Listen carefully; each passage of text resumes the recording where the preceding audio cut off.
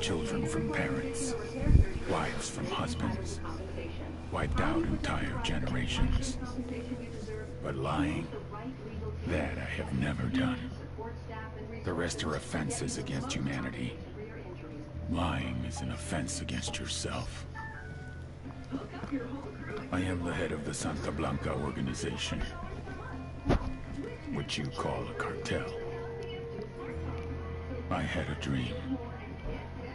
I dreamed of a land where we could grow our own coca, produce our own cocaine, where we could run our business free from interference from the police, the government, the army, the Yankees.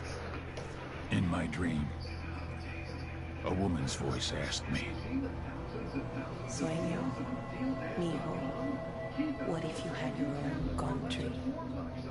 Like Moses, I led my people to the promised land, Bolivia. We came here. We bought the coca fields. What we couldn't buy, we took. We bought the police, the military, the judges, the politicians. We were on the verge of becoming the government itself, on the razor's edge from fulfilling my dream.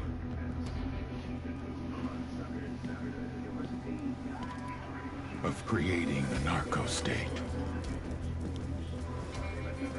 The nation of Santa Blanca.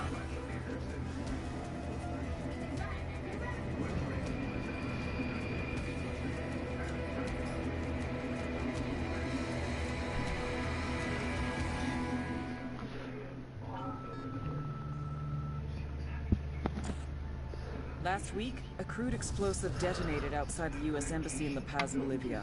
2 Marine Embassy guards were injured in the blast. 2 days later, a CIA asset in central Bolivia provided us with these images. Our analysts have identified the individual in the photo as DEA Special Agent Ricardo Ricky Sandoval, my friend. Sandoval has spent the last 6 years investigating the local cocaine industry. Our understanding is that Sandoval was the intended target of the bombing. What the embassy bomb did not accomplish was completed up close and personal. Sandoval was captured, tortured, and killed. Then his body was dumped. We have yet to recover it. Our target, the group responsible for the embassy bombing and the death of Special Agent Sandoval, is the drug trafficking organization commonly known as the Santa Blanca Cartel. Yesterday, they were just narcos. Today, they're narco-terrorists. Initially, the Bolivian government resisted the Mexican cartel. They formed UNIDAD, a Bolivian special forces unit. It didn't go as planned. Thousands of bodies later, politicians, police officers, and journalists have become an endangered species. The Bolivian government has imploded on itself. With no other options, the new president made a deal with Santa Blanca. You stop killing our people, we'll look the other way. Since then, Santa Blanca has turned Bolivia into the nexus of the South American drug trade. With their friends in Mexico, they also have a clear pipeline to the US and Canada. The only way to stop Santa Blanca for good is to completely dismantle them, piece by piece. The cartel is organized into 4 operations: production, smuggling, security, and influence. At the top of it all is Hey, Dad. El Jefe de los Jefes, boss of bosses. Come check it. El Sueño. It's badass.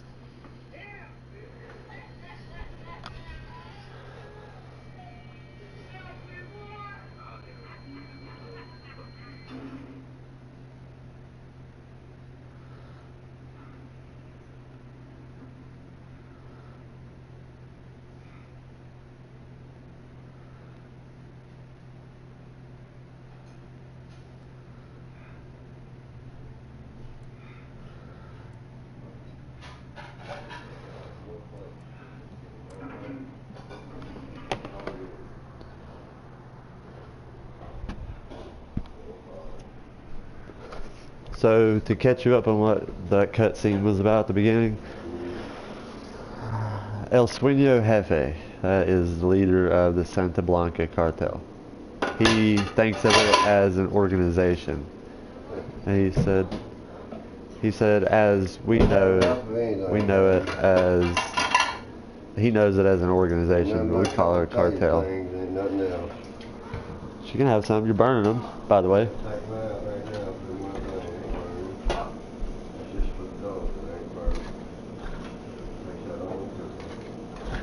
Yeah.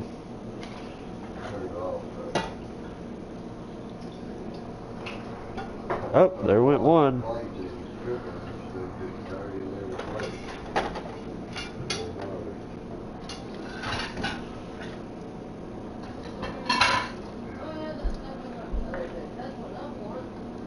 I just want a few of these. Y'all can have the rest.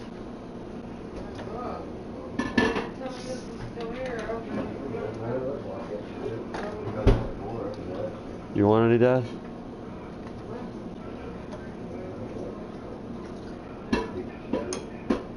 Y'all can have. I don't want that many. But, oh, hey. I'm gonna let the grease drain off of that. Okay. Alright, you gotta watch a cutscene and all that good shit. I'm just now starting to make my character.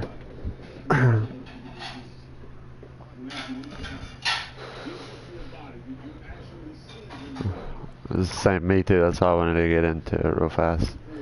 I know you're making a female character. So... Well, I don't want You, I got one. I don't know, I like how good the female people look in this game, but... You eat, go eat. I can't eat now. Well, I mean, I've been doing it a lot lately. I'm not now in this game, though. I'm just gonna use a guy. It's not like we could get each other confused, but I kind of like the way the guys look, too. Like, they did really good with the beards and stuff. Alright, I'm gonna be Beetle, a big black guy. I'm just kidding. You won't be able to tell the graphics difference from the character, by the way. Like, that's not gonna be a thing. And it's not like, I realize when I look at it now that it's not like superiorly like different, but I can tell, like, it's definitely noticeable. No, yeah, that's what I meant. It's like, you know, it's literally jack of all trades.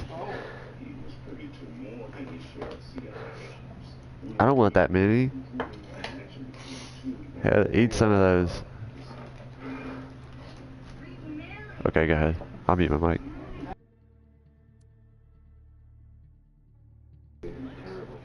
Badass cutscene, by the way.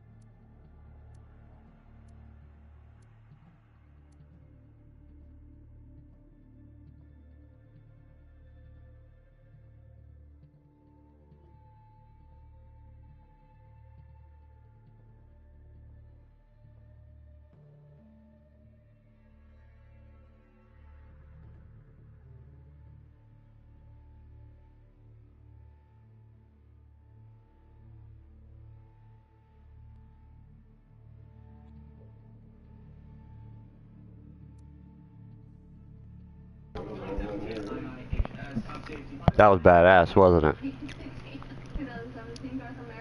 I like it.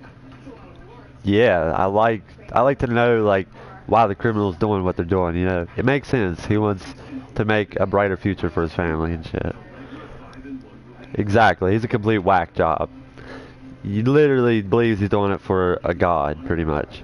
Or that he is the god, I guess. Yeah. Yeah, or a goddess. Yeah, there you go. Because he said he had a dream with a girl who said, what did the girl say?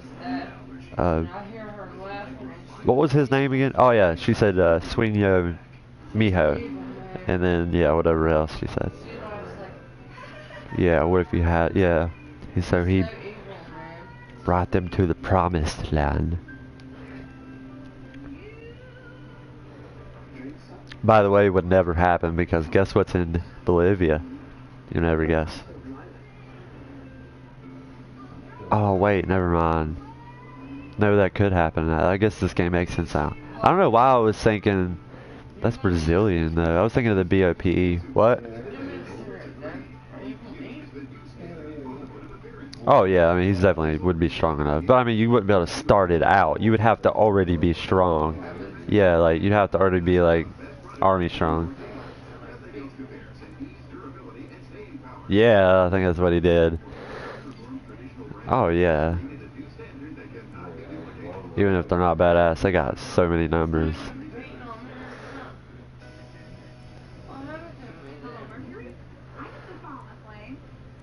Really shady. Yeah.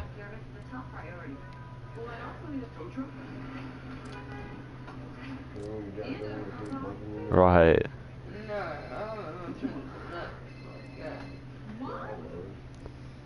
I'm gonna be a Nazi. Blonde hair, blue eyes.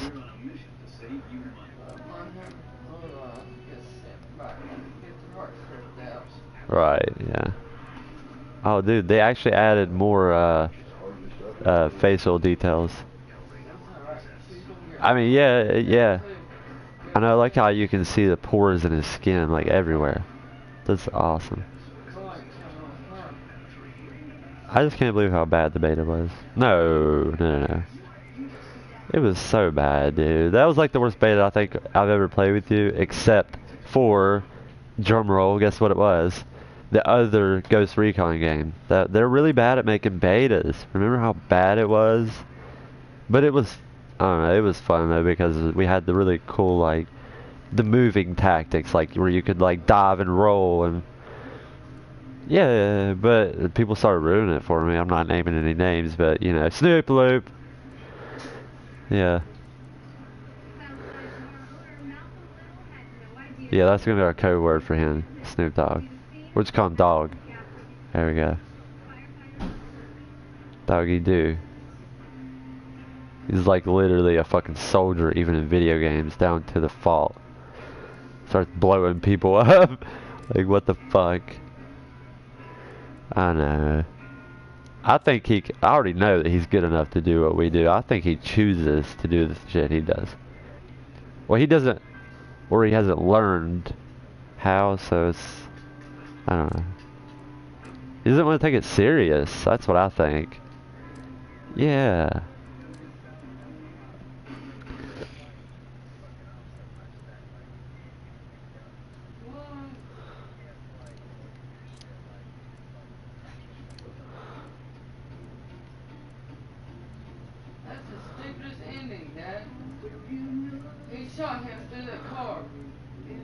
Oh, fuck yeah. Yeah, it definitely has to be a limit. Yeah. Yeah, you definitely can't do that. Alright, I'm gonna... Are you putting tattoos on? Okay. I like them. Yeah, I like the left arm tattoos way better. There's a lot more to pick from, and like, none of them are locked, but on the right arm, some are locked. Stupid, but... that's funny, dude. I actually got Sparky for the guy. Yeah. You can pick it on the girl. It's gonna look completely different. It's not gonna be the same. I did look at them though. They resemble each other, like in a weird way. Yeah, sort of, pretty much. Yeah. I'm gonna put that badass battle flag and eagle on my left arm. I like that. The darkened flag, not the light one, but.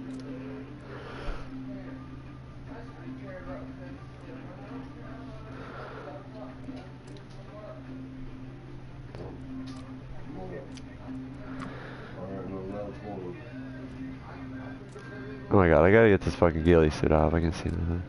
Okay.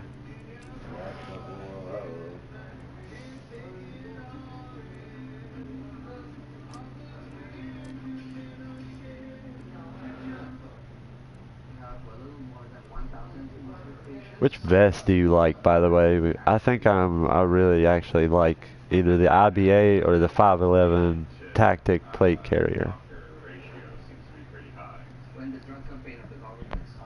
Okay, yeah.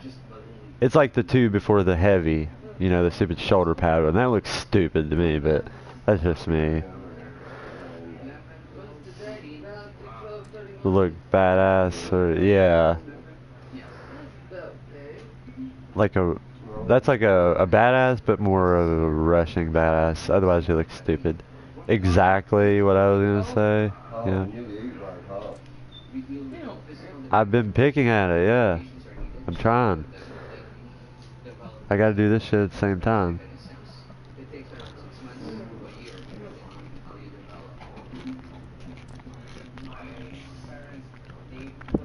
Alright. I got a monster, so I'm good.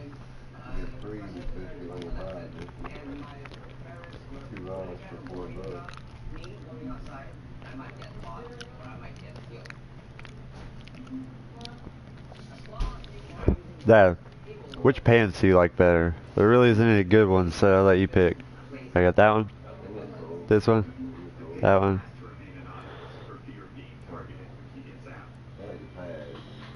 I like those.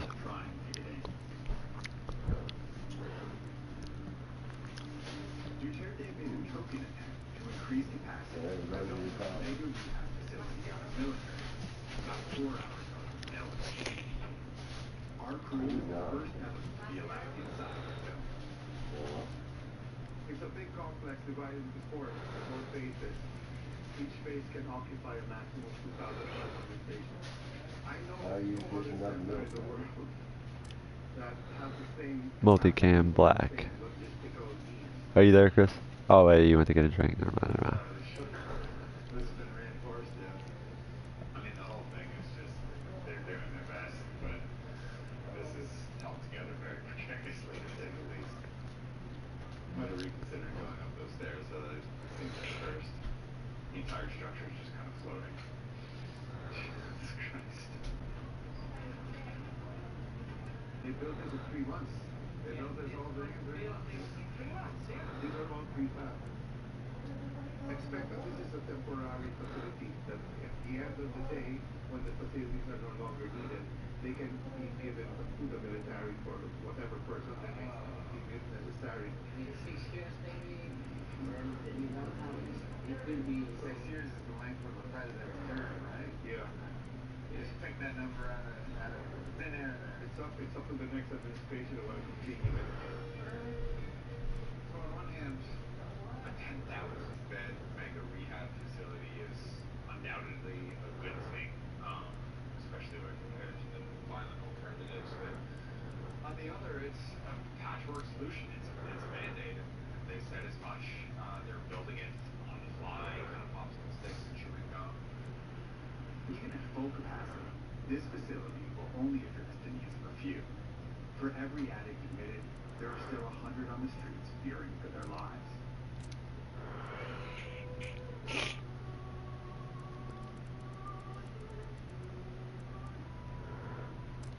Local and faith-based communities are quickly patching together counseling and rehabilitation programs so surrenderers, and sometimes family and friends, have somewhere to go. I'm the Minister of Restorative Justice, the party that asked us to formulate a program. The father assembles a bunch of people who really learned about drug counseling over the course of the last couple months, and are just trying to help. They kind of have these ad hoc programs to get people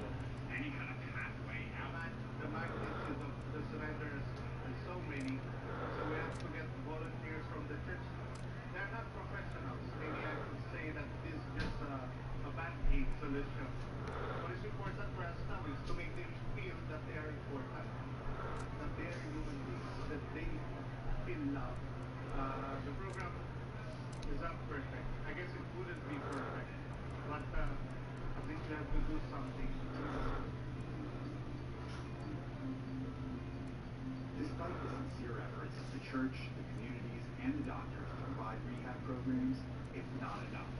Thousands of people are left defenseless in the face of Duterte's murderous war.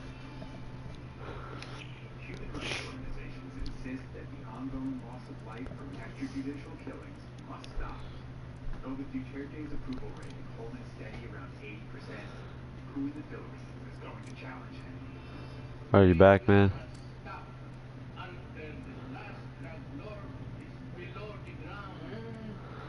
The investigation into the massive scale of loss of life must be driven by the Filipino people themselves and the Filipino institutions.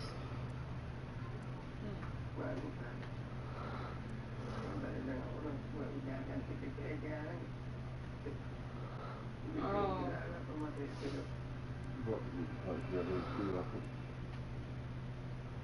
That's sad, Dad. Ryan Duffy is here in since we shot this piece, there's been some major developments in Duterte's war on drugs. What are the latest developments? Sure. So the headline is that the war continues, the killing continues. Recently it did run into a bit of pretty vocal opposition when a Korean businessman was killed, and it came out that the cops had actually gone to the police station. They tried to extract a ransom from his family after he was already dead. People, understandably, were furious about this. In response, Duterte has admonished the police, but he has said that the drug war and the killings will continue until its last day in office. Wow. How easy is it for someone to just use this drug war as a way to act out personal vendettas? That's the really terrible question, right? It is really hard to limit the scope of this thing to drug users, drug dealers, or even people associated vaguely with drugs, because it's all happening in these very, very poor neighborhoods, and it's all kind of cloaked in these narrow alleys and in these slums, where really there's just this permission structure that's been created for murder. Some of those murders are drug related, and some of them are not. It's kind of impossible to tell today. I guess the big question is anyone actually rehabilitated? Drug addiction rehab is something that is always going to have somewhat demoralizing success rates, right? It's a big hill to climb.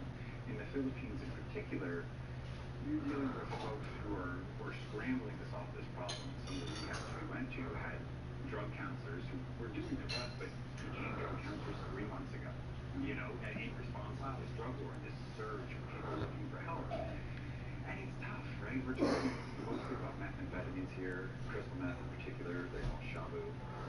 That's a really hard drug to kick, and if your best bet is someone who was, an accountant a couple weeks ago and just came to the drug rehab business to try and help, well, that's great, but those odds aren't great. We got a clip of an unexpected approach to helping surrenderers who are not yet in rehab. Why don't we take a look at this?